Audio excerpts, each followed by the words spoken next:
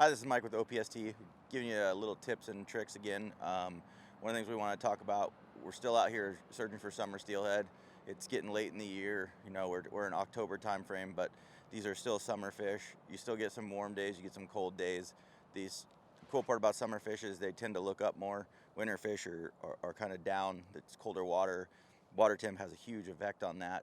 One of the things we get asked all the time is guys that are fishing Scandit lines or want to fish a long belly or something, but they're not sure what it is. But they ask us about our lines. And with the Commando head, it's a Scandit style line. But one thing that we've learned from actually came out of Europe is a cool trick on it is if you want a more delicate presentation, you want to throw one of our 12-foot float tips on it on your 8-weight, or say you want to do it on your trout spay, either or. With you got your floating tips added to that, you have an intermediate tip or you have a type 2 tip, and you're worried about you're fishing a shallow run.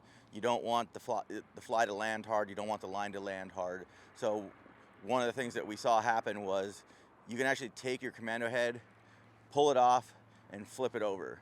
So instead of having the fat end forward, go skinny end forward. It gives you a whole nother line. Basically, you have two lines in one now. If you want to throw a heavy sink tip and a big steelhead fly, stay with the fat end forward. But if you come to a run and you're like, I'm going to throw a skater, or I'm going to throw an intermediate with a traditional steelhead fly, I want something small and sparse, do yourself a favor, flip the line over, put an intermediate tip on it, put our 12-foot float tip on it, and cast it. I think you'll be pleasantly surprised. It basically will take that line, and what they've termed it is Scandit. So it's not Scandi, it's not Scandit, it's kind of hybrid of both, but it lands very soft, it casts very clean. And earlier I had to set up with a floating line running this hole from the other side of the river and dropping really long casts with a big deer hair fly, and it was turning it over with a 12-foot leader, no problem. Now, a little bit later in the day, so I have the same thing set up. Again, line is backwards, so it's fat end to the reel, which is normally the back end out to the front, to an intermediate tip, to a short leader. Still, it is intermediate, so it is a sinking. So there's my leader length right off there for my reel there. So you got 4 feet of leader. That's still key when you're doing intermediate or sink tips. Now when you put the float tip on, stretch it out. Go 9 feet, you can go all the way to like 12 feet and just get more stealthy that way.